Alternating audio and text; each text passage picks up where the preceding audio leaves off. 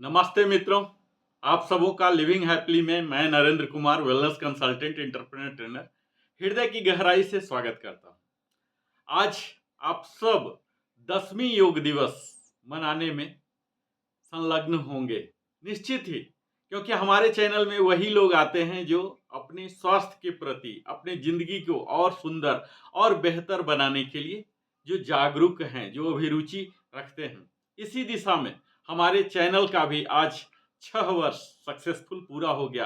तो मैं आभार देना चाहूँगा आप सबों का। ढेर सारे प्यार दिए, आपने समय दिया। निश्चित है समय दे रहे हैं तो आपको वैल्यू एडिशन भी मिल रहा होगा। इन तमाम बातों में ही आज प्रारंभ करूंगा कि योग जो 10वीं योग दिवस आज मनाया जा रहा है 21 जून 2024 को, इसका थीम है स्वयं और समाज। यानी कि यह योग हमारे लिए स्वयं के लिए तो मदद कर ही सकता और हमारे समाज के लिए। मैं चूंकि योग करता हूं तो मेरे लिए तो यह फायदेमंद होता ही है और मैं आप सबों को बता रहा हूं, आप सब भी प्रेरित होंगे तो इससे समाज के लिए भी होगा। तो हमारी जिम्मेवारी दोनों के लिए है, पहला स्वयं के साथ और समाज के लिए भी हमारी जिम्मेवारी है। इसी चीज को याद दिलाने के लिए यह 10वां योग दिवस मनाया जा रहा बड़ी धूमधाम से, न कि भारतवर्ष में, पूरे विश्व में। जैसा हम सब अब तक जान चुके होंगे कि योग एक शारीरिक, मानसिक और आध्यात्मिक अभ्यास है जिसकी उत्पत्ति हमारे भारतवर्ष में ही हुई है। और इसके क्या फायदे हैं? तो यह हमारे शरीर को, मन को, आत्मा को एकजुट करने के लक्ष्य के साथ हुई थी। योग शब्द की बात करें कि इसकी उत्पत्ति कैसे हुई, तो यह युज शब्द से आया है जिसका अर्थ होता है जोड़ना, मिलाना, दोहन करना या जोड़ देना। इसका उद्देश्य मन को, हमारी मन को नियंत्रित करना और शांत करना होता है। योग के कई रूप हैं जिनमें हठ, कर्म, ज्ञान, भक्ति, तंत्र और राज शामिल है। योग के कुछ सामान्य प्रकार हैं जिन्हें मैं आज बताना चाहूंगा आप सबों के समक्ष। यह वीडियो आप सबों के लिए बड़ा ही लाइफ चेंजिंग हो सकता है, बशर्ते इनमें बताई हुई सारी बातों को आप गौर से सुने। हो सकता है यह वीडियो लंबा हो जाए, मुझे मालूम नहीं कितना लंबा हो जाएगा। आप अपना बहुमूल्य समय देकर इसे अंत तक सुने और जो बताई गई बातें हैं यथासंभव फॉलो करने का भी प्रयास करें, अनुसरण करें, तभी वास्तविक लाभ होगा। तो यहां हम मूलतः आपको बताएंगे योग के कितने प्रकार हैं, कौन कौन से इसके विभिन्न अंग हैं, उन अंगों को करने की प्रक्रिया क्या है, उनकी विधि क्या है, उनके लाभ क्या हैं। तो ये तमाम बात हमारे वीडियो में आप जानने जा रहे हैं। और अगर आपने हमारे वीडियो को, हमारे चैनल को, लिविंग हैप्पीली को अभी तक सब्सक्राइब नहीं किया है तो अवश्य ही सब्सक्राइब करके आप आगे बढ़े। और वीडियो अगर आपको पसंद आती है तो लाइक भी करें और सगे संबंधियों के साथ साझा भी करें। और अगर पूछना है, बताना है तो आप कमेंट करें और बेल आइकन तो अवश्य ही पुश कर लें ताकि हमारे वीडियो जितने भी मैं बनाता हूं उसका नोटिफिकेशन आप तक पहुंच पाए। तो योग के कुछ सामान्य प्रकार होते हैं जिनकी की संक्षिप्त में यहाँ विभिन्न शैलियों का मैं वर्णन करूंगा, जिसके साथ ही मैं उनकी जो अनूठी विशेषताएं हैं उन पर भी मैं प्रकाश डालने का प्रयास करूंगा। तो इसमें आता है विन्यास योग, जो कि सबसे एथलेटिक योग शैली माने जाने वाली होती है। विन्यास योग को 1980 के दशक में अष्टांग योग से अनुकूलित किया गया था। दूसरा होता है हठ योग। शुरुआत में जो बिगिनर लोग हैं उनके लिए यह उत्तम माना जाता है। यह शैली आमतौर पर अन्य योग शैलियों की तुलना में धीमी गति वाली होती है ताकि वह आसान से कर सके। इसके साथ ही अगला आता है अयंगर योग। BKS अयंगर द्वारा स्थापित यह संरेखन और विस्तृत हमारी प्रक्रिया पर केंद्रित होती है। अगला होता है कुंडलिनी योग। कुंडलिनी योग में आध्यात्मिक और शारीरिक दोनों ही रूपों में यह कुंडलिनी ऊर्जा जो होती है उसको मुक्त करने के बारे में बताती है। अगला होता है अष्टांग योग। यह 8 अंग पथ के रूप में अनुवादित है। यह हमारे शारीरिक रूप में बड़ा ही कठिन होते हैं इसे संपूर्ण रूप से करना, और शुरुआती लोग जो बिगिनर हैं इनके लिए उपयुक्त नहीं हो सकता। अगला होता है विक्रम योग। यह विक्रम चौधरी के नाम पर इस शैली के में गर्म कमरे में सेट पोज का एक क्रम होता है, यानी कि क्लोज डोर में ही आप इसे कर सकते हैं। अगला होता है इन योग। यह एक धीमी गति वाली शैली जिसमें लंबे समय तक बैठे हुए आसन किए जाते हैं। अगला होता है अष्टांग योग, 8 अंग पथ के रूप में अनुवादित। यह शारीरिक रूप से बहुत कठिन है और शुरुआती लोगों के लिए यह उपयुक्त नहीं है। इसमें 8 अंग हैं जो हम लोग यही अष्टांग योग के तहत करते हैं, और इसी के तहत मैं वीडियो आगे आपको बताऊंगा। पहला अंग है यम। यम के तहत संयम, नैतिक अनुशासन या फिर इसे नैतिक प्रतिज्ञाएं कह सकते हैं। अगला है नियम, जिसमें सकारात्मक कर्तव्य या पालन आते हैं। तीसरा हिस्सा होता है आसन, जिसके अंदर अलग अलग मुद्राएं यानी कि शरीर के कितने रूप हो सकते हैं ये सब कवर होते हैं। चौथा होते हैं प्राणायाम, जो कि सांस लेने की एक विशेष तकनीक होती है। पांचवा होता है प्रत्याहार, जो कि इंद्रियों को वापस ले लेना होता है। छठा होता है धारणा, जो कि केंद्रित करना, कंसंट्रेट करना होता है। सातवां होता है ध्यान, ध्यान में डूब जाना। और समाधि, आनंद या आत्मज्ञान होता है अंतिम 8वां हिस्सा। तो इन सब की हम संक्षिप्त में विस्तार में आगे चल के चर्चा करेंगे। ये योग जो है हमारे मन और शरीर को शांत करने और आराम देने पर ध्यान केंद्रित मूलतः करता है। इसके साथ ही एक होते हैं जो महिलाओं के लिए होते हैं प्रसव पूर्व योग, जो कि प्रेगनेंसी के दौरान उन 9 मंथ्स में किए जाते हैं, जिनके अलग अलग ट्राइमेस्टर बोलते हैं, तिमाही में महिलाओं के लिए किया जाता है। तो ये तीनों ट्राइमेस्टर्स के लिए क्या क्या करने होते हैं उसके लिए सब बनाए होते हैं। अगला होता है अनुसार योग, जिसमें हमारी सकारात्मक सोच और आत्म स्वीकृति पर यह ध्यान केंद्रित करने वाली एक आधुनिक शैली मानी जाती है। तो यह तो तमाम प्रकार की आपको मैंने बता दिया कि कितने प्रकार के योग होते हैं। इससे भी ज्यादा और भी हैं, आप भी चाहें तो आप भी प्रयोग कर इसमें एक्सपर्टाइज लेकर आप भी अपने नाम से एक नया योग का स्कीम स्टार्ट कर सकते हैं। अब मैं आपको बताने जा रहा हूं कि अगर आप योग करने के अभ्यर्थी हैं, प्रैक्टिशनर हैं, तो शुरू करने से पहले कुछ बातों की आपको जरूर ही ध्यान रखना चाहिए। आप कह सकते हैं कि यह मार्गदर्शिका के रूप में, गाइडलाइंस के रूप में काम आएंगे, जो कि चरण दर चरण मैं बताऊंगा। सबसे पहला तो यह समझ लें कि योग क्या है। जैसा मैं बार बार बोल रहा हूं कि योग आध्यात्मिक तकनीकों और अभ्यास का एक संग्रह है, जिसका उद्देश्य मन, शरीर और आत्मा को एकीकृत करना होता है, यूनिफिकेशन करना होता है। हमें योग करने से पहले अपने लक्ष्य निर्धारित करने होते हैं, यानी कि हमारे किस लक्ष्य से, किस इरादे से हम कर रहे हैं। कई बार हो सकते हैं थेरापेटिक किसी बीमारी से ग्रसित हैं, इसके लिए कर रहे हैं, तो उन अंगों के लिए विशेष ध्यान देना पड़ेगा। हम संपूर्ण स्वास्थ्य चाहते हैं, कंप्लीट वेलनेस चाहते हैं, तो हमें रेगुलर करना पड़ेगा। शरीर के विभिन्न अंगों के लिए करना पड़ेगा, तो इसको आप पहले लक्ष्य निर्धारित कर लें। कई बार होते हैं कि हम विशेष उद्देश्य के लिए करते हैं, तो इसके लिए अगर आवश्यक हो तो आप डॉक्टर से परामर्श ले लें। यदि आपको पहले से ही कोई ऐसी मेडिकल स्थिति है, चिकित्सा स्थिति है, बीपी है, शुगर है, या कई तरह के घुटना में दर्द है, तो ऐसे नहीं कि अचानक आप कोई वीडियो देखे, कहीं सुने, कहीं पढ़े और करने लगे। खासकर तब जब हाल फिलहाल में ही कोई चोट लगा है आपको, कोई ऑपरेशन किए हैं, तो योग करने से पहले आपको डॉक्टर से जरूर सलाह लेना चाहिए, परामर्श कर लेना चाहिए। योग के दौरान कई उपकरण, कई वस्तु की जरूरत पड़ सकती है।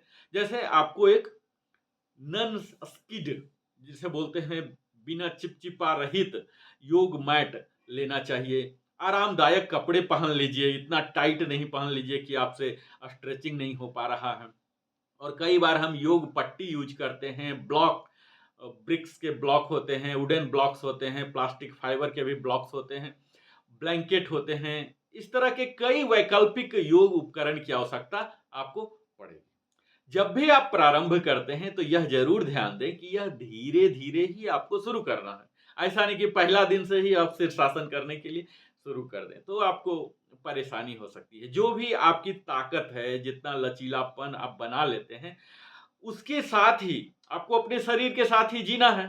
तो अपने शरीर को समझते हुए आप हल्का हल्का अभ्यास शुरू में शुरू करें। खासकर प्रारंभ में आप बुनियादी आसन सीखें, जिसमें कि आपको आसन हो जाएंगे आवश्यक योग आसन, श्वास तकनीक है, किस तरह से हमें इनहेल एक्सहेल करना है, इस तरह से ध्यान की जो आसान सी अभ्यास है, ये सबसे शुरू करें।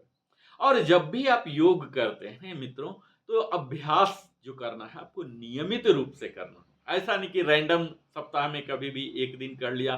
सप्ताह में आपको डेली करना है, कम से कम 7 दिन तो करना ही है।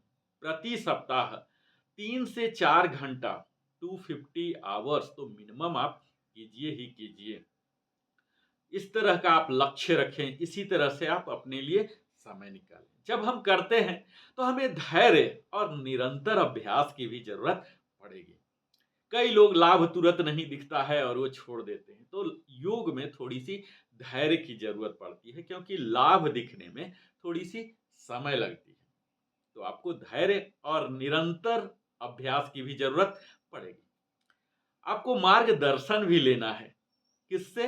अपने अभ्यास को और बेहतर और प्रोडक्टिव उत्पादक बनाने के लिए, अपने लक्ष्य को प्राप्त करने के लिए किसी योग्य योग शिक्षक से कक्षाएं लें। इसके लिए आप ऑनलाइन संसाधन भी आजकल बहुत अवेलेबल है, उसका भी अनुसरण कर सकते हैं। हमसे भी संबंध आप साध सकते हैं, ताकि मैं आपको करेक्ट आपके लिए क्या रिजाइम हो, ये मैं आपको बता सकूं। यह मार्गदर्शन आपकी योग यात्रा शुरू करने के लिए एक स्पष्ट दृष्टिकोण आपको देगा। अपने शरीर को सुने। कई बार हम अपने शरीर को ही नजरअंदाज करते रहते हैं। अपने शरीर के कई बार संकेत आते हैं। ऐसा कहा जाता है कि अगर हम अपने सांस को, शरीर को पहचानते हैं, थोड़ी सी भी आवाज पहचान पाते हैं, तब आपको कभी जीवन में कराहने की, चिल्लाने की जरूरत नहीं पड़ेगा। तो उन संकेत जो हमारे शरीर कई बार देते रहते हैं, उन संकेत को सम्मान करें और खुद को अपनी सीमाओं से परे धकेलने से बचें। कई बार पुश करते हैं, आप पुश कीजिए 2%, 3% तक। ऐसा नहीं कि 20%, 50% या 100% पहला दिन ही इतना ज्यादा पुश कर रहे हैं, लगातार इतना स्ट्रेचिंग कर रहे हैं। और जब आपको लगता है कि आप ज्यादा थक गए हैं, आपकी सांसें ज्यादा तेज हो गई है, तो थोड़ा सा ब्रेक भी ले लें, आराम ले लें। और उस दौरान आप मुद्राओं को संशोधित भी कर सकते हैं, अगर कुछ खराब हो रहा है, गलत तरीके से हो रहा है। और जब भी योग करते हैं तो सांस जो लेना है, गहरी सांस लेना है, और इन्हीं सांसों पर हमें ध्यान भी केंद्रित करना। दुनिया की तमाम वस्तुओं से आपको ध्यान हटाकर सिर्फ सांसों पर केंद्रित करना होता है। जब हम गहरी सांस लेते हैं तो इससे हमारे मन को भी आराम मिलता है और शरीर में एक नई ऊर्जा आती है। हमें धीरे धीरे शुरू करना है, बुनियादी आसन से ही करना है। धीरे धीरे अपने आसन के जो अभ्यास कर रहे हैं, इसमें तीव्रता लाएं और अवधि बढ़ाएं। ऐसा नहीं पहला दिन ही शुरू किए और एक एक घंटा, दो दो घंटा बैठ गए, तो थोड़ी थोड़ी ही समय, क्योंकि यह एक कुशलता है। योग एक कौशल है। योग जो मैं अभी बता रहा हूं, यह महज इंफॉर्मेशन नहीं है, यह नॉलेज है, जानकारी है। यह एक कला है, विशेष रूप से करने की कला है। और जब आप इसे सीख लेते हैं, अपने लाभ के लिए करते हैं, किसी को सिखाते हैं, तो यह कौशल है जिसमें कि समय चाहिए, धैर्य चाहिए, निरंतर अभ्यास चाहिए। तो आपको धीरे धीरे करना है और धीरे धीरे ही अवधि बढ़ाना है, ताकि और आप अधिक सहज और आश्वस्त, कॉन्फिडेंट हो सके। निरंतर रूप से करें, निरंतरता इसमें महत्वपूर्ण है। छोटे ही भले करें, लेकिन नियमित सत्र करें जो कि आपके शारीरिक और मानसिक स्वास्थ्य दोनों के लिए लाभ दे सकता है। अपने संरक्षण जिसे बोलते हैं अलाइनमेंट, न कि योग के आसन के दौरान, अदरवाइज भी आप कभी बैठते हैं, ऐसा नहीं इधर झुक गए, ऐसे झुक गए, ऐसे लुल-पुंज होके बैठे, बिल्कुल इरेक्ट। आप यह ध्यान दें कि आपकी रीढ़ की हड्डी जो है स्पाइन बिल्कुल स्ट्रेट हो, जब कभी भी बैठते हैं, ना लेफ्ट ना राइट कहीं भी बेंड ना हो। कई बार चोट को रोकने और आसन की प्रभावशीलता को अधिकतम जो प्रभाव देने चाहिए नहीं बना पाता, क्योंकि 1 घंटा तो आप काम किए, लेकिन बाकी दिनचर्या जो है आपका टेढ़ा-मेढ़ा होके करता है। तो इसमें आपको शरीर का जो बॉडी अलाइनमेंट है, इस पर ध्यान देना पड़ेगा। जब भी आप योग करते हैं तो कोर को एंगेज करें। मेरे आप सेशन देखते होंगे जो कि मैं योग स्टूडियो में बनाता हूँ। 1000 से भी ज़्यादा हमने योग आसन, प्राणायाम, ध्यान का वीडियो बनाया है, वहाँ आप देखिए। तत्काल तो मैं स्पीच सेशन में हूँ, वो भी दिखाऊँगा, दिखा रखा हूँ। तो अपने कोर को एंगेज कर लेना है। कोर को एंगेज करने से उसके दौरान हमें शरीर को भी स्थिर रखना है, संतुलन रखना है। इससे हमारी कोर की मांसपेशियां सक्रिय हो जाती हैं और भी ज़्यादा प्रभावी रूप से आप कर सकते हैं। जो हमारे ब्लड सर्कुलेशन है यह बढ़ जाता है। कई बार हम इतना ज़्यादा कर लेते हैं तो थोड़ा-सा आराम भी करें, और कई बार कुछ नहीं हो रहा तो इसे जाने दें, बोलते हैं लेट इट गो। तनाव को दूर करने और आंतरिक जो हमारी इंटरनल है, इसके शांति को बढ़ावा देने के लिए आराम करने के दौरान गहरी सांस लें, और इस सांस लेने के दौरान हम माइंडफुलनेस जैसी विश्राम तकनीक, जो रेस्टिंग टेक्निक है, इसका भी उपयोग कर सकते हैं। मैं हमेशा बोलता हूं कि आप मार्गदर्शन लें, ऐसे नहीं अपने आप कुछ भी कर रहे हैं, तो इससे क्या होते हैं, कई बार नुकसान भी हो सकते हैं। तो आप किसी प्रमाणित प्रशिक्षक के साथ कक्षाओं के माध्यम या ऑनलाइन के माध्यम से अपनी योग की अपनी समझ और अभ्यास को और गहराई तक आपके जो मार्गदर्शक होंगे, मेंटोर होंगे, टीचर होंगे, शिक्षक होंगे, वो और बढ़ाएंगे। जैसा कि मैं बता रहा हूं, यह एक आत्म खोज है, खुद को ही सर्व करना है, सेल्फ सर्च है, और यह एक विकास की यात्रा है। जब यात्रा है तो यहाँ आपको धैर्य की जरूरत पड़ेगी। प्रगति धीरे धीरे ही होती है, इसीलिए अपने आप को धैर्यवान बनाए रखें, और जो भी उपलब्धियां मिल जाती हैं, जैसे जैसे आप करने लगेंगे तो यह उपलब्धियां हैं, इनका जश्न मनाएं, उन्हें सेलिब्रेट करें। योग एक जीवन शैली का हिस्सा बनाना है आपको, यह नहीं कि ये इलाज के लिए लेना है या कुछ दिन के लिए लेना है या मनोरंजन के लिए लेना है। जैसे दिनचर्या के कार्य हम करते हैं, प्रतिदिन शावर लेते हैं, स्नान करते हैं, जो भी काम करते हैं, इसी तरह से इस योग को भी अपना हिस्सा लेना पड़ेगा। इससे हमारे समग्र कल्याण को बढ़ावा मिलता है। योग सिद्धांत जैसे माइंडफुलनेस है, करुणा है और आत्म जागरूकता को अपने जीवन में शामिल कर लें। याद रखें मित्रों, योग केवल शारीरिक व्यायाम के बारे में नहीं है, जहाँ की फिजिकल एक्सरसाइज, इधर उधर मूवमेंट, हम अपने जॉइंट्स को मूवमेंट दे रहे हैं, स्ट्रेचिंग दे रहे हैं, बल्कि यह हमारे मन, जो हम कार्रवाई कर रहे हैं, जो संपूर्ण प्रक्रिया के, इससे हमारे मन को भी, शरीर को तो फिजिकल मूवमेंट हो ही रहा, और ये दोनों ही जब हम करते हैं सही तरीके से, तब हमारे आत्मा के बीच संबंध को पोषित करता है, और यही योग कहलाता है। योग महज एक एक्सरसाइज नहीं है, यहाँ आपको तीनों चीज का योग है, एडिशन है, हमारे मन का, शरीर का और आत्मा का। तो अपने अभ्यास जो कर रहे हैं, इसे आनंद से करें और योग की परिवर्तनकारी यात्रा को अपनाएं। हमेशा चेंज करते रहें, मोनोटोनस न बनाने दें कि एक दिन किया वही महीनों कर रहे, वही सालों कर रहे, फिर बोर होने लग जाएंगे। तो इसे आप सुधारवादी के रूप में आप बदलते रहें, प्रयोग करते रहें। अब मैं आपको बता रहा हूं कि किस तरह से किया जाए, किस तरह से आपको रिजाइम सेट किया जाए। योग सत्र, यह तो मैंने बता ही दिया कि योग क्या है, कैसे करना चाहिए। अब आपको मैं थोड़ा सा गहराई में ले जाता हूं कि योग करने के लिए इसकी रूपरेखा क्या होनी चाहिए, इसकी फॉर्मेट क्या होना चाहिए, व्यापक रूपरेखा तो अच्छी तरह से मैंने क्यूरेट किया है, आपके लिए बनाया है, जिसमें एक संपूर्ण अभ्यास आपको मैं बताने जा रहा हूं, जिसमें आवश्यक घटक क्या क्या हैं ये सब मैं बताऊंगा। तो हमारी योग सेशन जो होनी चाहिए वार्म अप सेशन से, यानी कि अपने शरीर को, ब्लड को गर्म कीजिए, जो कि 5 to 10 मिनट्स, 5 से 10 मिनट तक का वार्म अप कीजिए। इसका उद्देश्य होते हैं जो आप आगे अभ्यास करेंगे, इसके लिए आपको शारीरिक और मानसिक रूप से भी तैयार कर देता है। शारीरिक रूप से इस प्रकार कर देते हैं कि आपके फ्लेक्सिबिलिटी आ जाते हैं, लोच आ जाते हैं, गर्मी आ जाते हैं, और मानसिक रूप से अब हम तैयार हो जाते हैं कि आगे का अभ्यास करने जा रहे हैं। इसके अंदर जो गतिविधि है इस तरह का करना है जिससे आपकी हृदय गति बढ़े। फास्ट वॉकिंग कर सकते हैं, on the spot he running कर सकते हैं, इस तरह की तमाम, मैं इतना ज्यादा डीप में नहीं जा रहा हूं, जिससे मूलतः क्या होंगे, आपके ब्लड सर्कुलेशन बढ़ेंगे, मांसपेशियों को गर्माहट मिलेगी।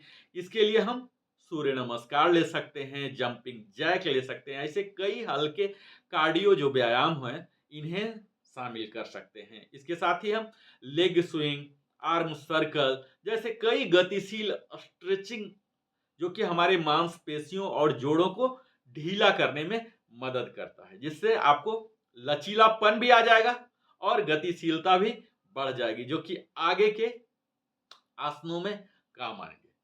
पहला हमने वार्म अप कर लिया जो कि 5 to 10 मिनट्स था। अब इसके बाद हम आसन का अभ्यास, योगासन का अभ्यास करेंगे, जो कि पोजेज हैं, बॉडी के जितने रूप हो सकते हैं इन्हीं के अलग अलग परिभाषित पोज हैं, परिभाषित मुद्राएं हैं, जो कि आपको 30 to 40 मिनट, 30 से 40 मिनट तक करना है। इनकी उद्देश्य क्या होती है, मैं बिल्कुल, थोड़ा वीडियो लंबा हो जाए मुझे परवाह नहीं है इसका, आप अवश्य ही सुने।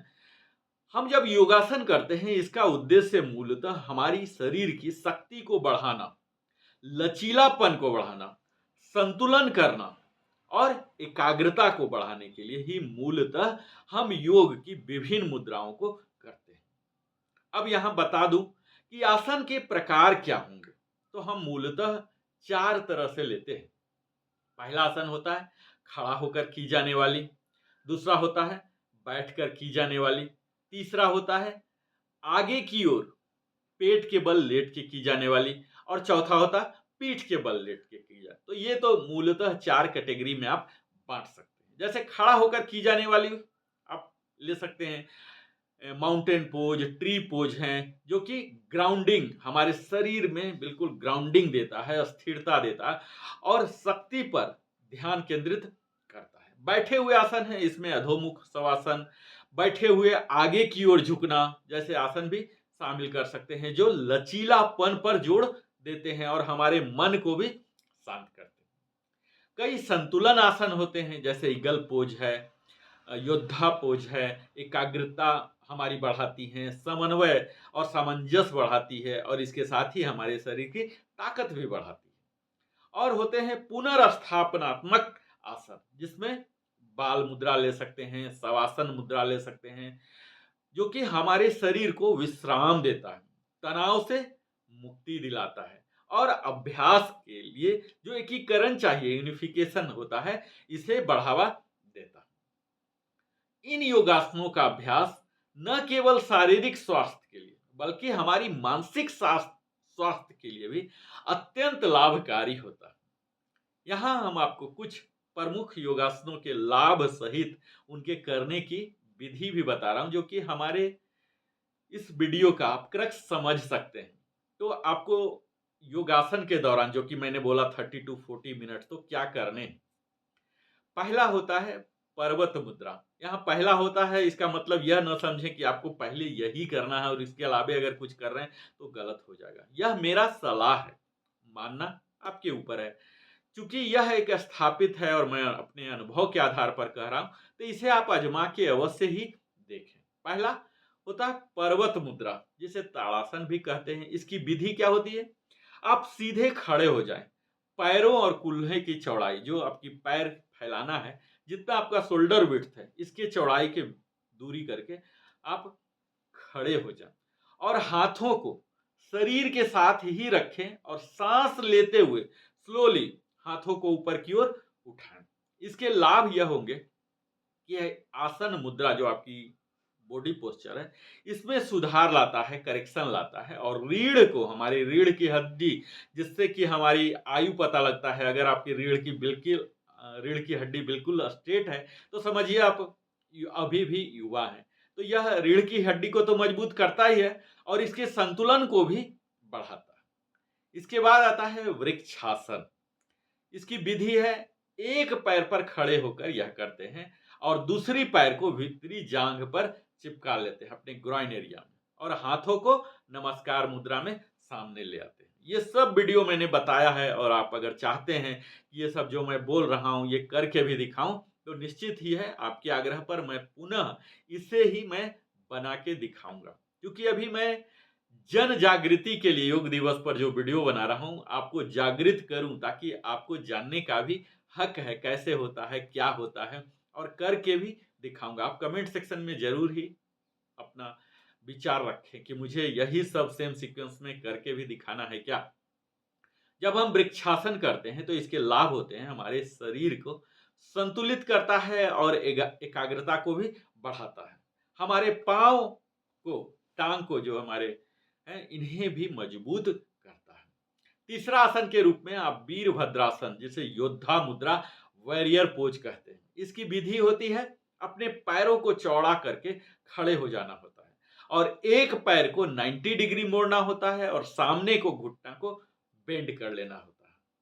यानी कि थाई वाला हिस्सा पैरेलल टू द ग्राउंड और घुटना के नीचे वाला परपेंडिकुलर टू द ग्राउंड हो जाते हैं। इसके लाभ हैं और अपने हाथों को कंधों की ऊंचाई तक उठाना होता है। इसके लाभ होते हैं, हमारे पैरों को मजबूत करता है, हमारी सहन शक्ति, टॉलरेंस को बढ़ाता है और ध्यान केंद्रित करने में भी मदद करता है।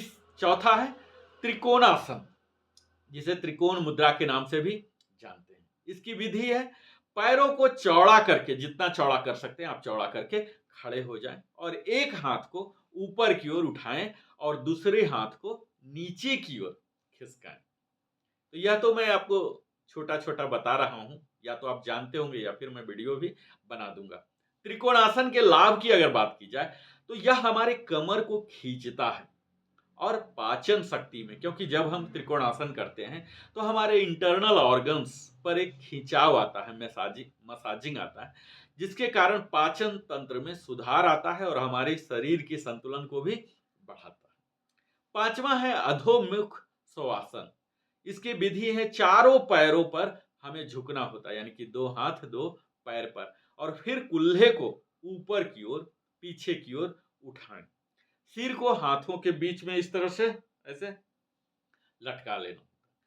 इस आसन से हमारे पूरे शरीर में एक खिंचाव मिलता है, हमारी जो रक्त प्रवाह है, ब्लड सर्कुलेशन, इसमें एक अच्छा सुधार आता है और तनाव में कमी आती है। अब हम बैठे हुए आसन, आगे की ओर झुकने वाला आसन जो है पश्चिमोत्तासन, इसकी बात करते हैं। इसकी विधि बड़ी ही आसान है। पैरों को फैलाकर हम बैठ जाते हैं और पंजों तक पहुंचने की कोशिश करते हैं, ऐसे करके। इसके लाभ है, हमारे रीढ़ में एक खिंचाव मिलता है, पाचन में सुधार आता है और चिंता को कम करता है। हम दिन भर अपने दैनिक कार्यों में, उसी के तनाव में, दबाव के कारण, अपने टारगेट के कारण कई तरह के तनाव होते हैं, तो ये सब तनाव से हम बाहर हो जाते हैं। बैठे हुए आसन की बात करता हूं, इसमें मुड़ना होता है, भारद्वाज आसन बोलते हैं। इसकी विधि होती है, पैरों को क्रॉस करके बैठें और धड़ को इस तरह से, हम पद्मासन में, सुखासन में बैठ सकते हैं और धड़ को ऐसे ऐसे करके मोड़ सकते हैं। इसके लाभ होते हैं, हमारे रीढ़ को खींचता है, पाचन को सुधारता है, क्योंकि डाइजेस्टिव सिस्टम, ये जो लोअर पार्ट है, यहाँ ट्विस्ट हो रहे हैं, तो निश्चित है हमारे डाइजेस्टिव सिस्टम इंपैक्ट करेंगे और तनाव को कम करता है। अगला है आठवां फलकासन, प्लैंक पोज। इसकी विधि है, ऊंची पुशअप, ऐसे हाथ रख के इस तरह से आप खड़े हो जाएं। ये मेरा बड़ा ही सर्वप्रिय योगासन होता है। तो आप अपने हाथ पर ही कलाई के बदौलत खड़े हो जाएं पुशअप की स्थिति में और शरीर को एक रेखा फट्टे की तरह कर लें। इससे लाभ क्या होते हैं, हमारे पेट की जो मांसपेशियां हैं, कोर मसल्स हैं, इन्हें स्ट्रेंथन, मजबूती आती है। इसके साथ ही हमारे कंधों और बाहों को भी मजबूती मिलती है। अब मैं पेट के बल लेट के जो किया जाता है भुजंगासन, कोबरा पोज, इसकी विधि बताऊं कि पेट के बल हम लेट जाते हैं और हाथों को कंधों के नीचे यहां पर रख लेते हैं और हाथों को जमीन पर ही दबाते हुए छाती को इस तरह से ऐसे ऊपर उठाते हैं। इस आसन से हमारे रीढ़ को मजबूती तो मिलती ही है, हमारे चेस्ट भी, ये छाती जो है, खुलते हैं ताकि हमारे लंग्स को और ज्यादा स्पेस मिलते हैं ताकि वह बेहतर इफिशिएंट कार्य कर सके। और चूंकि हमारे लोअर पार्ट में भी इसमें खिंचाव आ रहा है, जो कोर एक्टिवेशन में बोल रहा हूं, तो हमारे पाचन में भी सुधार, जिसके तहत आप कह सकते हैं कि कई तरह की कब्ज की समस्या है या और भी कई तरह की समस्या है। एसिडिटी से कई लोग ग्रसित हो जाते हैं, लीवर डैमेज होता है, लीवर में कमी होती है, ये सब में भी आपको सुधार मिलेंगे। और अंत में पीठ के बल लेट के की जाने वाली, जिसे शवासन या शव मुद्रा भी कहते हैं, कॉफ पोज भी कहते हैं, इसकी विधि पीठ के बल लेट जाएं और पूरे शरीर को आराम दें। इससे हमारे शरीर की मन को गहरे आराम की स्थिति में आप इमेजिन करते हैं, आपको मिलता है, जो कि हमारे टोज से लेकर हेड तक तनाव को कम करता है और हमारे ध्यान की जो गुणवत्ता है इसमें भी सुधार। अगर आप शवासन नियमित रूप से कर रहे हैं तो इससे हमारे समग्र स्वास्थ्य और मानसिक शांति प्राप्त की जा सकती है। तो यह तो 4 तरह के सिर्फ 10 योगासन बताया, जो कि कम समय में अगर आप करना चाहते हैं 30 टू 40 मिनट्स के लिए मैंने बताया, क्योंकि एक एक योगासन को अगर आप 2 मिनट 3 मिनट तक भी कर रहे हैं और शवासन 5 मिनट ले रहे हैं तो 30 टू 40 मिनट्स आपके लग जाएंगे। आपने यहाँ देखा होगा कि हमने पहले बताया खड़ा होके, फिर बैठ के, फिर पेट के बल लेट के, फिर पीठ के बल। तो यही सीक्वेंस आपको कायम रखना है अगर आप चाहते हैं कि भरपूर लाभ लें, संपूर्ण लाभार्थी बने। जब हम योगासन कर लेते हैं इसके बाद हम प्राणायाम में आते हैं और इसके लिए आपको समय आवंटित करना है 5 से 10 मिनट का। इसकी उद्देश्य जो होती है, यह हमारे सांसों को नियंत्रित करती है, मन को शांत करती है और शरीर को ऊर्जा देती है, यानी कि रिजुवेनाइल कर देती है, हमारे शरीर को पुनर्जागृत कर देती है। यह मूलतः प्राणायाम श्वास अभ्यास ही होता है, जिसमें कि हम श्वास लेने की प्रक्रिया और छोड़ने की प्रक्रिया, यानी कि इनहेल और एक्सेल पर हम ध्यान देते हैं। अगर इसके तकनीक की बात की जाए तो इसमें सांस के बारे में हमारी जागरूकता को गहरा बनाने के लिए एक समग्र कल्याण को बढ़ावा देते हैं और इसी के लिए हम वैकल्पिक नासिका श्वास और धौकनी श्वास, मैं अभी बताऊंगा, जैसे कई अभ्यास शामिल हो जाते हैं।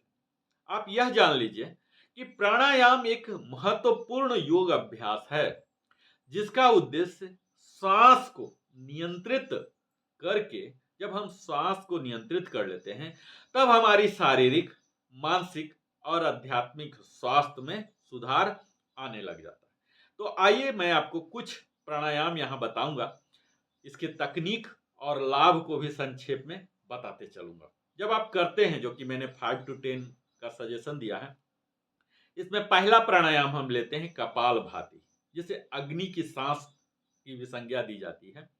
इसकी विधि है, हम नाक से तेज बलपूर्वक सांस छोड़ते हैं मूलतः और निष्क्रिय रूप से सांस अंदर लेते हैं, यानी कि हम थोड़ा सा लेते हैं और छोड़ते हैं और इसी दौरान हम अपने कोर एरिया को इस तरह से छोड़ेंगे, अंदर करके ऐसे ऐसे छोड़ना है, छोड़ना है, अंदर की ओर पुश करना और फिर नॉर्मल होके छोड़ना है। इस कपालभाति के नियमित अभ्यास से आपके फेफड़े को मजबूती मिलेगी, पाचन में सुधार होगा। मैं बार बार पाचन बोल रहा हूं क्योंकि हमारा शरीर ही जो उसे ऊर्जा मिल रहा है वो कहां से मिल रहा है, खुराक कहां से मिल रहा है, पाचन से। खा तो लेते हैं, हर व्यक्ति खा लेते हैं, लेकिन उनका संपूर्ण पाचन जो होना चाहिए वो नहीं हो पाता, यानी कि उससे जो न्यूट्रिएंट्स, पोषक तत्व निकलने चाहिए, जो खून में मिलने चाहिए, वो जगह जगह पर पहुंचना चाहिए, वो अगर सही पाचन ही नहीं हुआ तो ये सब प्रक्रिया अधूरी ही रह जाती है और फिर शरीर की शक्ति कहाँ से बढ़ेगी। तो पाचन में सुधार रखना हमारे शरीर को स्वस्थ रखने के लिए पहला कार्य होता है।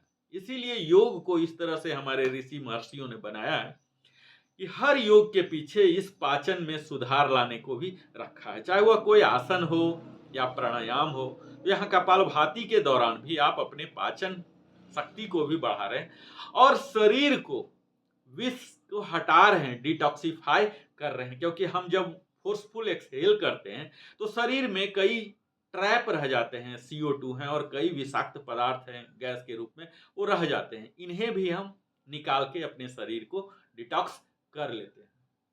अगला है अनुलोम विलोम, जिसे वैकल्पिक सांस लेना भी कहते हैं। इसकी विधि है एक नथुने से सांस लेना होता है और दूसरे से छोड़ना होता है, इस तरह से अल्टरनेट। इससे हमारी तंत्रिका तंत्र, जो नर्वस सिस्टम है, इसको संतुलन करने में मदद मिलता है, तनाव कम होती है और ध्यान जब हम करेंगे तो उसमें भी सहायता मिलता है।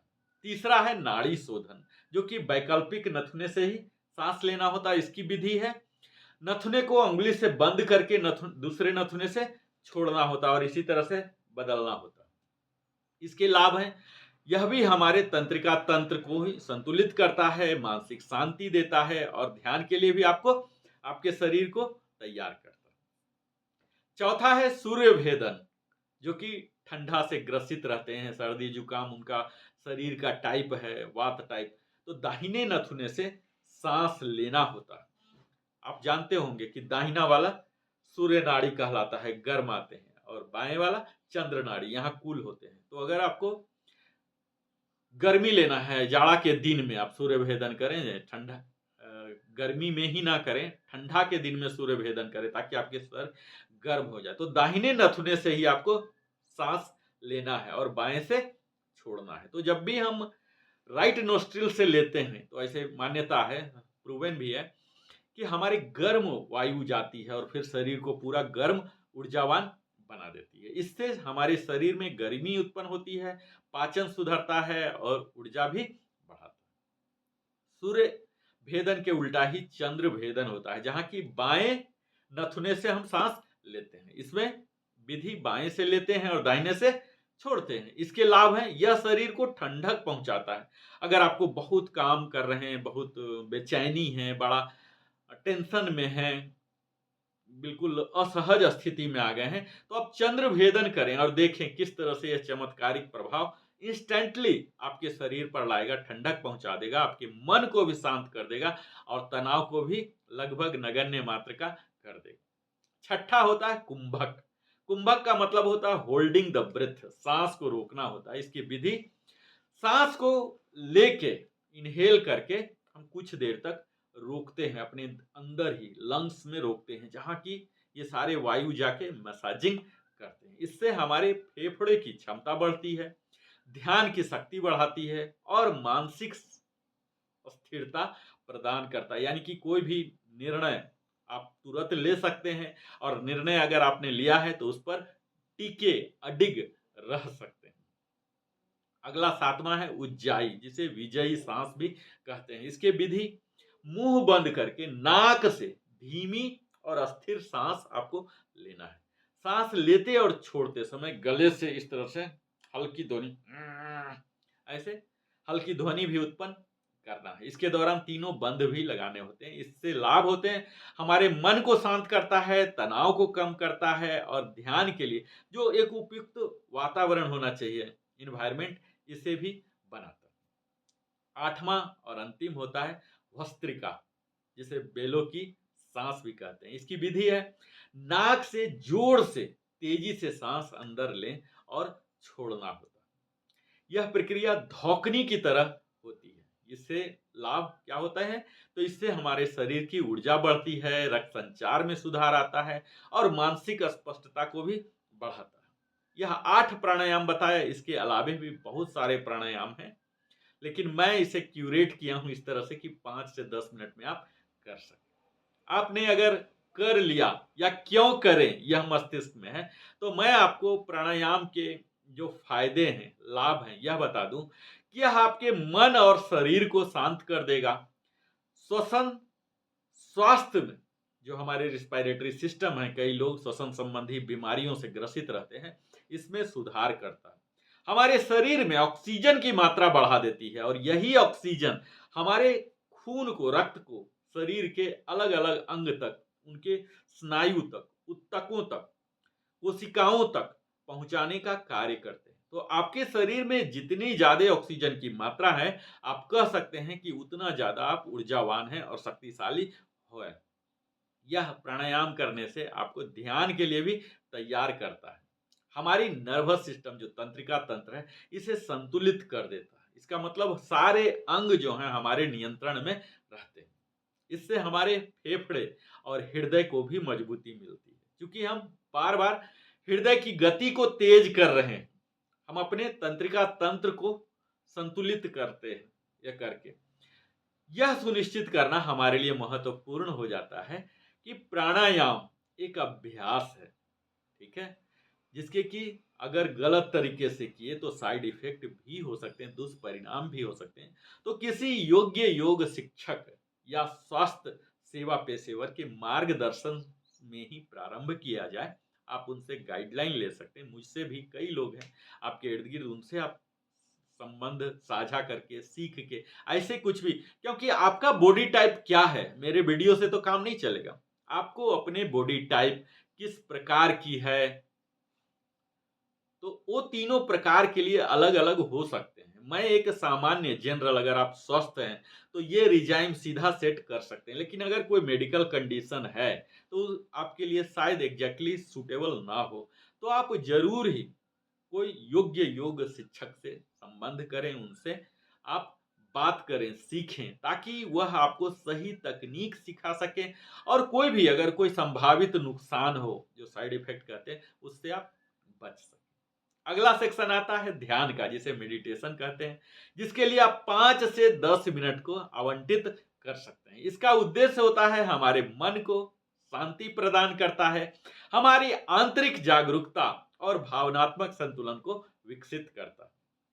यह दृष्टिकोण हमारे निर्देशित ध्यान, जो गाइडेड मेडिटेशन होते हैं, हमारे मौन ध्यान से हो सकता है, बिना किसी निर्णय के। दिमाग में कोई भी चहलकदमी नहीं है, सारे किसी भी निर्णय के विचार नहीं करना है और संवेदनाओं को देखने पर ध्यान केंद्रित करना होता है। ध्यान एक प्राचीन और प्रभावी अभ्यास है जो मन को शांत करता है, ध्यान को केंद्रित करता है, हमारी आत्म जागरूकता को बढ़ाने में मदद करता है। इनके तमाम विभिन्न प्रकार के ध्यान तकनीक के माध्यम से हम अपने मानसिक और शारीरिक शांति प्राप्त कर सकते हैं। तो आइए हम इन्हीं तकनीक और उनके लाभ को भी जानते चले।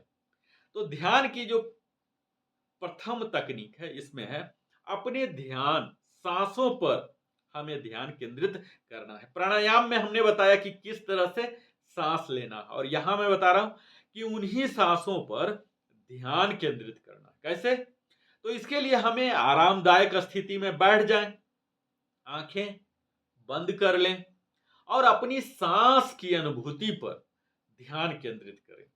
सांस की गति और उसकी ध्वनि को महसूस करें। हालांकि सांस में आवाज नहीं होता, फिर भी उसकी ध्वनि है, उसकी आवाज को अंदर अंदर ही पहचानने का, उसकी गति को, ध्वनि को पहचानने का प्रयास करें, महसूस करें। इससे आपको लाभ क्या मिलेगा? तो यह ध्यान और एकाग्रता को बढ़ाती है। आप किसी भी चीज को पढ़ रहे हैं तो बेहतर अंडरस्टैंडिंग स्किल आप में डेवलप करेगा। इसके साथ ही यह आपकी मानसिक स्पष्टता को भी सुधारती है और तनाव को कम करती है। जैसा कि मैं बोल रहा हूं, किसी भी विषय को, चाहे वह आपके डिस्कशन के दौरान हो या अध्ययन के दौरान हो या काम के दौरान हो, बिल्कुल स्पष्टता आ जाए। तकनीक के दूसरा हिस्सा होता है मंत्र ध्यान। इसकी क्या होता है? आराम की स्थिति में हम बैठकर आंखें बंद करके मंत्र का पाठ, जिसमें आप ओम ले सकते हैं या कोई और मंत्र ले सकते हैं, या आप इस तरह किसी धर्म में विश्वास रखते हैं जहाँ की ओम नहीं लेना चाहते हैं, तो मैं शांत हूँ, मैं शांत हूँ, इस तरह से आप बोल सकते हैं। इससे हमारे मन को स्थिरता मिलती है, एकाग्रता हमारा बढ़ता है और आत्म जागरूकता जो सेल्फ अवेयरनेस है, आप अपने आप को, अपनी पोटेंशियल को पहचान पाते हैं, जान पाते हैं, जिससे वो आपके सेल्फ अवेयरनेस जो आपकी कैपेसिटी है, उसको आप मेजरेबल बना सकते हैं और जब मेजरेबल वो नापने योग्य बना पाते हैं तभी आप बढ़ा भी सकते हैं।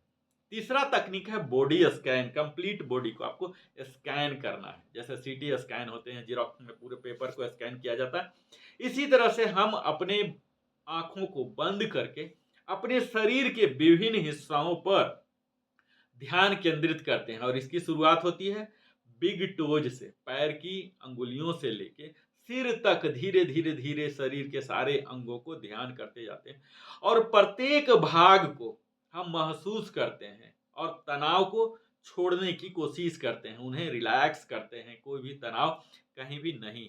इससे हमारे शारीरिक और मानसिक तनाव में कमी आती है, हमारे शरीर के प्रति जो जागरूकता होती है ये बढ़ता है और विश्राम, रिलैक्स, आराम मिलता है। चौथा टेक्निक है विजुअलाइजेशन। इसमें भी हम आराम की स्थिति में बैठ सकते हैं, अपने आंखों को बंद करके अपने आप को एक शांत, आराम देह वातावरण में आप बैठे हैं, ऐसी कल्पना करें जैसे कि समुद्र तट या जंगल। एक्चुअल आप वहां नहीं है, आप घर में ही है, छत पर ही है, कहीं भी है, लेकिन आप इस तरह से विजुअलाइज कीजिए, प्रतिबिंबित कीजिए कि आप एक समुद्र तट में हैं, बड़े ही शांत, जो भी आपका फेवरेट जगह है वहीं पर बैठे हुए हैं। इससे आपको मन को शांति मिलेगी, विश्राम और शांति की भावना को बढ़ाएगी और तनाव को कम करेगा। इसके साथ ही पांचवा तकनीक होता है निर्देशित ध्यान, जो गाइडेड मेडिटेशन होते हैं। इसमें एक मार्गदर्शक जो आपको गाइड करते रहते हैं, जैसे मैं अभी गाइड कर रहा हूँ, ये करना ये करना, तो उनकी बातों को सुनते रहें।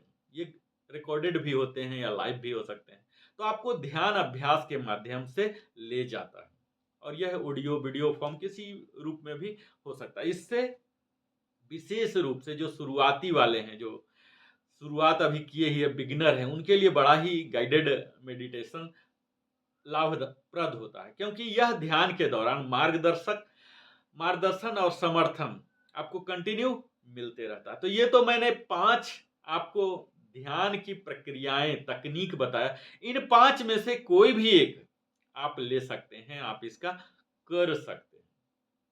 अब मैं यहां बता दूं कि ध्यान के लाभ क्या हैं, क्यों आपको ध्यान करना चाहिए, अपने डेली योगा रिजाइम में क्यों लेना चाहिए। तो इससे हमारे शरीर की, मन की तनाव में कमी आती है, चिंताएं जो हो जाती हैं, चिंताएं मीन्स उसके रिजल्ट, उसके परिणाम के बारे में हम चिंतित रहते हैं, हमें नहीं मिलेगा, निगेटिव सोचते रहते हैं और चिंतित रहते हैं, क्या पता ऐसा ना हो, क्या पैसा ऐसा ना हो, शायद ऐसा हो ही ना, लेकिन फिर भी उस भविष्य के दुष्परिणाम के बारे में हम ज्यादा ही सोचने लगते हैं। तो ये सबसे आपको मुक्ति मिल जाती है। यहाँ होता क्या है, जब हम ध्यान करते होते हैं, योग के विभिन्न आसन करते होते हैं, तो हमारे शरीर में जो अदरवाइज जब हम चिंता में, टेंशन में रहते हैं, तो कोर्टिसोल हार्मोन्स निकलते हैं, इन्हें कम कर देता है। कोर्टिसोल हार्मोन जो निकलते हैं, इन्हें सिक्रीशन को बिल्कुल ही रोक देता है, जिससे स्वाभाविक है हमारे चिंता और टेंशन वाले यही होते हैं निगेटिव हार्मोन कोर्टिसोल, इनके स्राव को रोक देता है। हमारे नींद में सुधार आता है, एक गुड स्लीपिंग, साउंड स्लीपिंग का हमें मजा आता है। ध्यान में चूंकि हम गुणवत्ता में सुधार ले आते हैं, तो जब भी हम सोने जाते हैं तुरंत नींद आ जाता है। और कई लोग जो अनिद्रा जैसी समस्याओं से जूझते रहते हैं, उनके लिए तो यह एक रामबाण हो सकता है। ध्यान करने के बाद उन्हें बहुत ही अच्छा नींद आएगा। ध्यान और एकाग्रता में आपको वृद्धि लाती है अगर आप नियमित रूप से ध्यान करते हैं। इसके अभ्यास से क्या होता है, हमारे मस्तिष्क में की एकाग्रता और ध्यान केंद्रित करने की जो क्षमता, चूंकि हम श्वास पर कर रहे हैं, इतनी सूक्ष्म है, उस पर करते रहते हैं, तो बड़ी बड़ी बातों तो जो दिख रहा है फिजिकल, जहां और भी सेंस ऑर्गन हमारे इस्तेमाल हो रहे हैं, जब ध्यान करते हैं वहां तो कोई लगा ही नहीं रहे, सारे सेंस ऑर्गन को हम साइलेंस कर लिए हैं, विश्राम दे रहे हैं, और तब हम सांस को करते हैं। तो आप समझ लीजिए कि कितनी एकाग्रता और ध्यान की क्षमता हमारी बढ़ा रही है, आत्म जागरूकता में बढ़ोतरी करती है, जिससे हमारा आत्मविश्वास, सेल्फ कॉन्फिडेंस और आत्म साक्षात्कार में भी मदद मिलता है। हमारी मूड दिन भर, कई लोग बोलते हैं मूड खराब है, तो अगर आप ध्यान करते हैं तो आप सम स्थिति में रहना सीख जाएंगे। कभी ये नहीं बोलेंगे कि हमारा मूड खराब हो गया, क्योंकि मस्तिष्क में सकारात्मक जो न्यूरोट्रांसमीटर हैं उनकी गतिविधि बढ़ जाती है, जिससे हमारे मूड भी बेहतर हो जाते हैं। कई पुरुष भी और महिलाएं तो अक्सर ऐसी देखी जाती हैं कि मूड स्विंग की शिकार हो जाती हैं, तो वहां भी उनके मूड में सुधार आ जाता है। जो भावनात्मक विनियमन है, इसमें जो इमोशनल इंटेलिजेंस है, ईक्यू जिसे बोलते हैं, इमोशनल क्वेश्चंट, इसमें एक सुधार आ जाता है। यानी कि आप कोई भी निर्णय भावना में आके नहीं करते हैं, बुद्धिमत्ता में आके करते हैं। तो यह फर्क ध्यान के कारण हो जाता है, क्योंकि इसमें हमारे भावनात्मक संतुलन और नियंत्रण में सुधार होता है, जिससे हमारी मानसिक स्थिरता आ जाती है और तब हम इमोशनल क्वोशंट में सुधार ले पाते। नहीं तो दिन भर आवेग में ही रहेंगे, क्रोध में ही रहेंगे, या लोभ में रहेंगे, या कहीं काम में, ये सब चीज में, काम वासना में भी ध्यान चला जाता है। तो ये सब से आप निश्चिंत हो सकते हैं अगर आप नियमित ध्यान कर रहे हैं। इसके साथ ही यह हमारे शरीर को विश्राम की भावना में वृद्धि करती है। कोई भी कौतूहल, कोई भी शोर शराब में भी हम बड़े ही शांत रखना सीख जाते हैं, क्योंकि यहाँ मन और शरीर दोनों में शांति और विश्राम की भावना जगाती है। अब अगर इसके ध्यान के सुझाव की बात की जाए तो कैसे करना चाहिए, ये मैं 2 लाइन में आपको बता दूं कि इसमें नियमितता आपको बनाना है। नियमित रूप से करें, चाहे कुछ ही मिनट के लिए क्यों ना हो, और आरामदायक स्थिति में बैठें। ऐसा नहीं कि उल्टा सीधा जहां शरीर ही दर्द हो रहा है तो आरामदायक स्थिति में बैठ जाएं या लेट भी जाएं, बेशक सोए ना, क्योंकि सो जाएंगे तो ध्यान से बाहर हो गया। आपको प्राकृतिक श्वास लेना है। सांस की जो लंबा खींचना छोड़ना ये सब कुछ नहीं, जो भी आपकी स्वाभाविक है, हर व्यक्ति के लिए अलग अलग हो सकता है, तो स्वाभाविक रूप से सांस को आने दें और जाने दें। उन्हें नियंत्रण करने का कोशिश बिल्कुल नहीं करें। हम प्राणायाम में उन्हें लंबा छोटा बड़ा कर रहे थे, लेकिन ध्यान में कुछ नहीं, एज इट इज ही अपने आप को प्राकृतिक रूप से रखना और धैर्य रखना है। मैं बार बार बोलता हूं, ध्यान एक कौशल है जिसे विकसित करने में समय लगता है। शुरुआती कठिनाई आएंगी कई बार, क्योंकि आप बैठ ही नहीं पाएंगे। उसके लिए जो प्रिपरेटरी हमने बोला, आसन प्राणायाम, ये सब नहीं करेंगे। इसके बावजूद भी आप धैर्य रखें और अपना अभ्यास जारी रखें।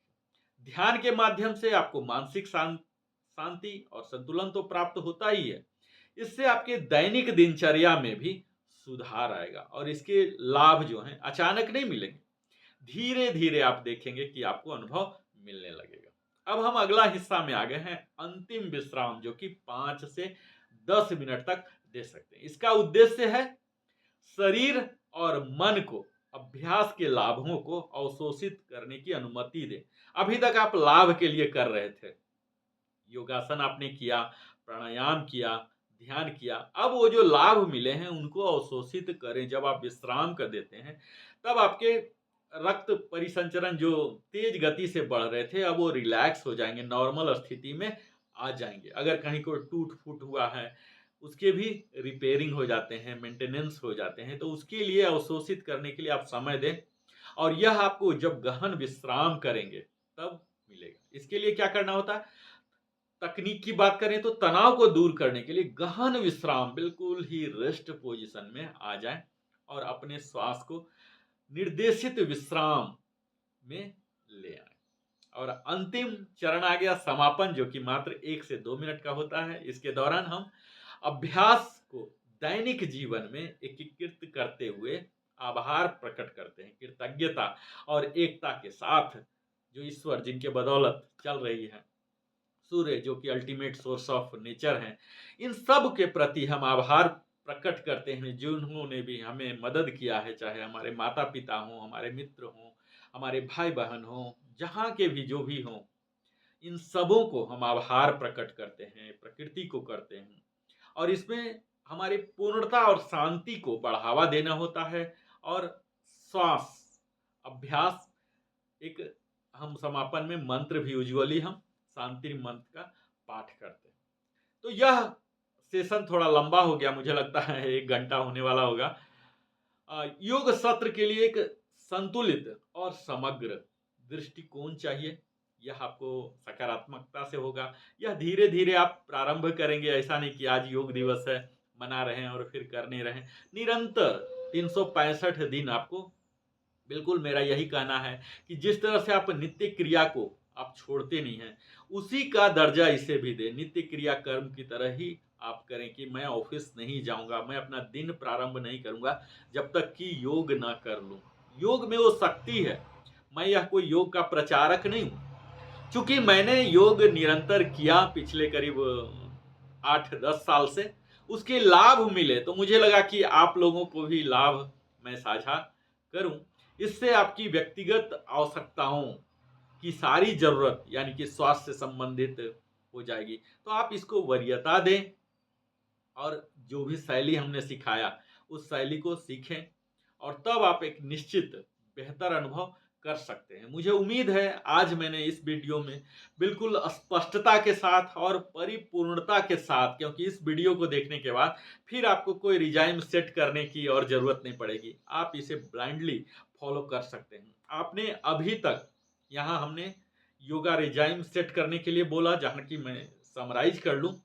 वार्म अप करना है आपको 5 टू 10 मिनट्स, योगासन करने हैं 30 टू 40 मिनट्स, प्राणायाम करने हैं 5 टू 10 मिनट्स, ध्यान करने हैं 5 टू 10 मिनट्स, अंतिम विश्राम करने हैं 5 टू 10 मिनट्स और समापन करना है 1 से 2 मिनट में मंत्र का उच्चारण करके। तो इस तरह से अगर आप लोअर वैल्यू को लेते हैं तो 50 मिनट्स में कर सकते हैं और अपर वैल्यू को लेते हैं तो 70 मिनट्स में कर सकते हैं।